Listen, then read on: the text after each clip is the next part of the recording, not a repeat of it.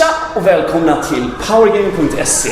Jag har stuckit över en sväng till London för att ta en närmare titt på Transformers Universe. Utvecklat här av Cambridge-bolaget Jagex, som ni kanske känner igen från RuneScape. Har typ så här 200 miljoner anslutna konton, så det är liksom typ världens största free MMO-RPG. Ni kan ha hört talas om det. Men idag är det i alla fall som Transformers Universe som gäller. And I'm here with whom?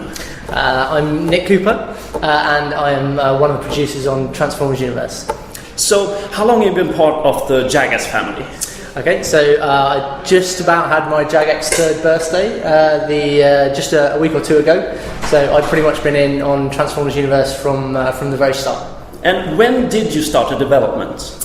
So development started just 2.5 years ago. So obviously it's been a little while, but there's been an awful lot of changes since then. We chatted a little bit about it in the sort of presentation that you just saw.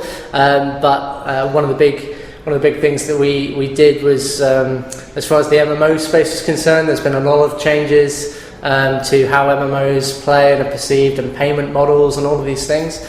So a lot of that had a big effect on the original design of the game, which is why it's taken us a little bit of a time to sort of get in and change that around.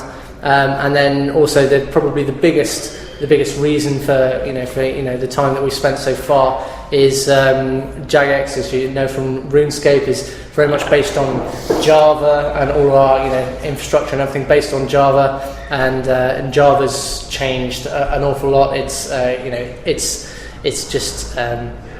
It's not that big anymore, and there's a lot of places that don't support it and things like that. So we felt that time was right to move away from Java as our platform of choice, and Unity is the one that we picked up. So the game's essentially been significantly changed and rebuilt under Unity, which has obviously been a huge undertaking. But at the same time, it's given us a lot of power going forwards. So we are now able to reach more players, and in the future potentially expand out platform-wise as well. But Unity, it's a very interesting choice, because we can just look at, like, last year there was an indie hit called Gone Home, which was one of my favorite games from last year. It was all about discovering, and just you walked into a house and there was like nobody there, you were all left alone, and you were left alone to explore and see what happened, the story around it. It was a really beautiful game. And also more recent, the Blizzard's game Hearthstone is also developed in Unity. So it is a game engine with lots of possibilities. Absolutely. And you have an advanced version of this, if I'm not mistaken. Well, so we've just got Unity. Unity is a really good platform for everything that we're trying to do, but we've also got a reasonable amount of our own tech in the background there as well. So we're well positioned. It's doing us a lot of favors at the moment, so we're really happy with it. Yeah. But walk me through it. I mean, you have RuneScape, like the world's biggest MMORPG when it comes to free to play. Sure. And you have like 200 million subscribers, something like that, I believe I read. Yeah, I think that was a little while ago. It goes up and down, but of course. We're still, I think, still the biggest free to play game in the West. So it's a big deal. So why would you go from RuneScape to take on the Transformers Universe, so to say? Okay, well, it's Jagex is all about challenging things, and obviously RuneScape obviously still going massively strong, but it was still a game that was made sort of 10-15 years ago. We wanted the next big challenge. Jagex makes a lot of games, smaller games and things in other areas, but we wanted the next big game. So we felt time was right. We wanted to change it up. Transformers Universe is not RuneScape. It's not like RuneScape in any way, but we're still wanting to keep the core tenets of Jagex, the browser-based and the free-to-play model alive, because we think RuneScape does a really good job of that. We think it was pioneering in a browser when it first came out, and we want to bring that back a little bit. There's a bit of a stigma as far as browser-based games are concerned, people see them as in, sort of throwaway and casual and things. But RuneScape is anything but. And the last 15 years has proved that. So we want to show the world again that deep, complex games can be built and put out on a browser. Definitely, and I think it's a really good mission. And as you said before, free to play, right? Yeah, absolutely. Free to play. So everything that you've got in Transformers Universe, you can go in and you can earn. So we've got lots of different ways of earning things. You can either go out and do the sort of the MMO style grind for resources and things, and build up your resources that way, or you can be actually just playing either in player versus player or player versus AI to earn rewards, to unlock the core part of Transformers, which is the different warriors. Yeah, and we are going to go there and talk about the game modes, but I have to ask, since we're into this subject, it still is a game and you are a company that needs to make a profit. So absolutely. In what way can you make a living of Transformers Universe? Okay, so I think it's very much about the various time that people have got to play the game. So we want millions of people to come in and play our game, and because you're on a browser and people want to come in and just sort of try things out, to keep our servers full of players and things for all of our paying players, you've got to have, or we think it's a good idea to have that free option. You're always going to have people through the doors because it's free, but on the other hand, we've got people that don't have an awful lot of time as well. So I was one of those free guys sort of 5-10 years ago.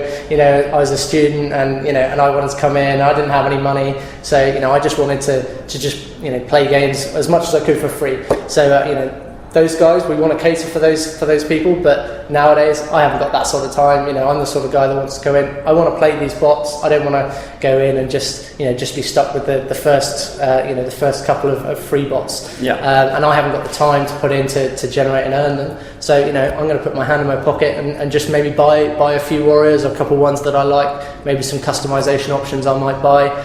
So that's where the money comes from. It's very much a trade-off. The people that have got lots of time, they can come in. It's completely free. If you haven't got the time, but maybe you've got the money, then we can come in. So we don't need a huge conversion rate.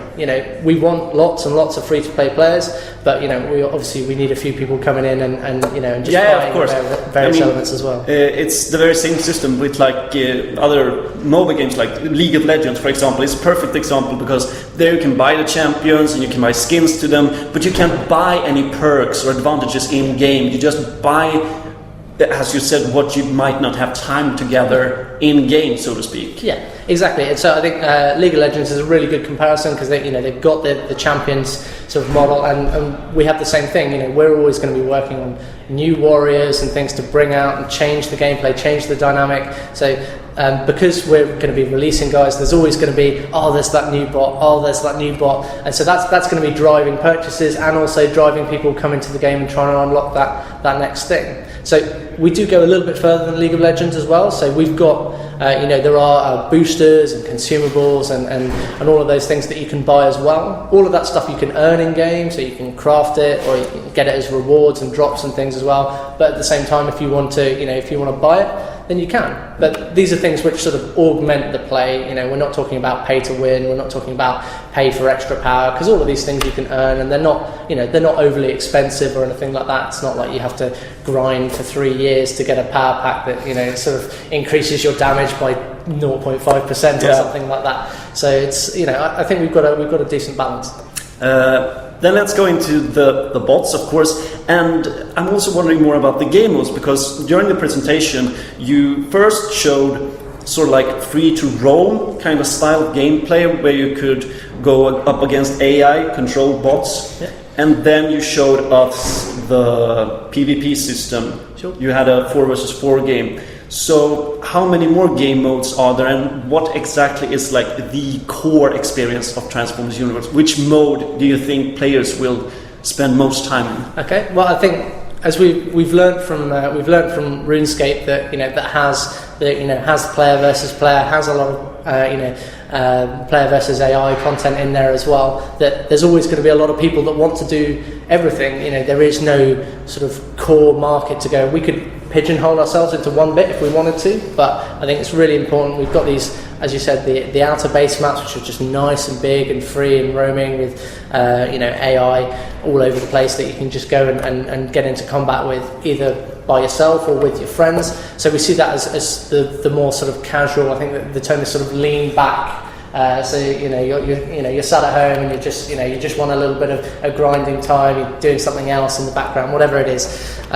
So there's that, but then there's also the very, very intense session stuff. Whether you're into sort of team deathmatch or other objective-based game modes. At the moment, we've only shown the sort of the team deathmatch one. There's more coming, so people can jump into the beta and then they'll start seeing those roll out as well. So I think. From my point of view, I think it's really personal choice. So there's going to be a lot of people feeding into the PvE stuff. I'm more of a PvP kind of guy. You know, it doesn't matter how good AI you make. There's always going to be the players. There's always going to be the ultimate challenge. And I think we've built a really challenging combat system, which has got a lot of depth. And so I think the best way to experience that is via the PvP style of things. But it's not for everyone. So which is why we have the other areas as well. So when the game will be released, which is sometime now in the summer, if I'm correct, yep.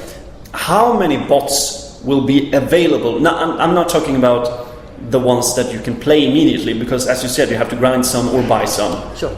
But how large is the gallery of bots? Okay, so at the moment, I'm not going to be able to give you an exact number at the moment because there's always building more. But I think you're going to be looking at sort of around the 40 to 50 mark. And these are both bots that you have created on Jagex and licensed ones from Hasbro's original series, right? So there's we're going to talk a little bit more about elite bots, which is the term for sort of Hasbro bots later on. To start with, we're going to largely be rolling out with our bots that we've built in collaboration with Hasbro.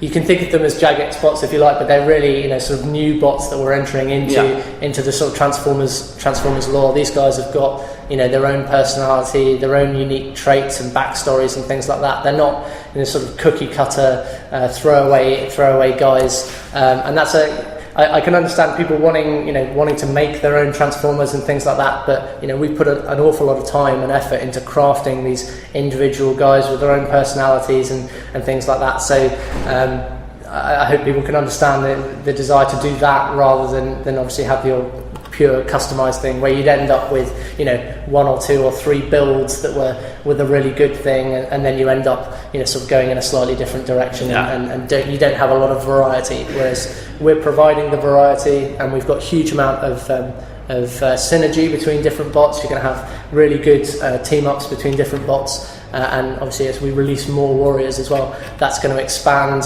change the dynamic, and then keep people coming back and getting new warriors as well. So it's good. So you will release new warriors, but how many classes? Because as I've understood, you have 12 core archetypes. Was that correct? Yep. And can you tell me more about these roles? Okay, so if you're familiar with sort of other MMO games, which you clearly are, then you've still got the sort of the base archetypes. You've got your DPS guy, glass cannons, tanks, healers, all this kind of stuff. But the way we kind of diversify that out a little bit is with hybrid classes. So you can have somebody who's a little bit tanky, but has also got some DPS or has also got some healing and things like that. So that expands it out a little bit, and obviously rather than sort of a 5 or 6 archetypes, you're into the 12 at that point. So we demonstrated it quite nicely in the video with Sparkscape, who's one of the hybrid healers, really good in a situation where he can back up the damage of a party, but the minute he's called on to do sort of mass area healing across 3 or 4 of his friends, he's starting to struggle at that point because he just hasn't got the healing output. So it's very much about picking the right warrior for the situation. And that's where we differ from some of the whole draft picking elements of League of Legends or anything like that, where you pick your champion or whatever and go into a game and then you're stuck with that. Yeah, that was really interesting. I really felt that was very positive while watching the presentation. You can actually swap out during the entire match between your bots. Yeah. How does this system work? Yeah, so I think it's an important sort of differentiator for us.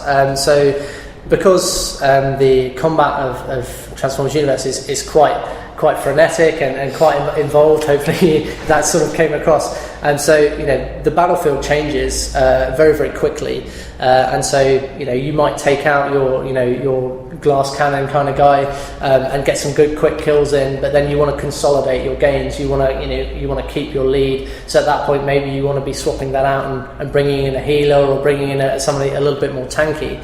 So it depends on the game mode, but in certain situations you can just go up to tag plate and just swap in to another bot. You basically get taken back to the hangar briefly, and you can then change to another one of the warriors that you have.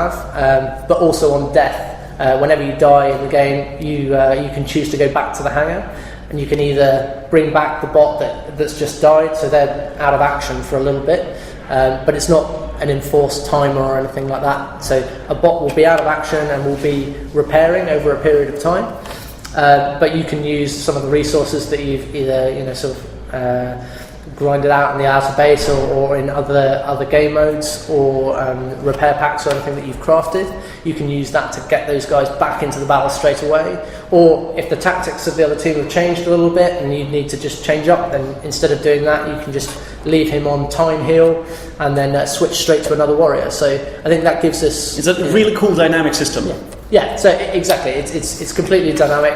I think the only bit where it's a little bit more tricky is in sort of the PvP arena stuff, where you have got to die for it to happen. But I think hopefully, as you saw, even if you're really good, I think death's going to happen. So and if you're not dying, then you're clearly doing the right thing, and you don't need to swap your bot out anyway. So it's fine. Well, I think it sounds really entertaining, and it could be addictive. And I'm personally looking forward to it. Great. So, huge thanks for this wonderful interview, and thank you so much for the presentation. Great, no problem. Happy to help. Och tack alla ni som har tittat på PowerGamer.se eller på vår YouTube-kanal. Om ni har tittat där så får ni väldigt gärna joina oss på vår hemsida för att kommentera detta och diskutera vad ni tror om det kommande Transformers Universe som släpps nu i sommar.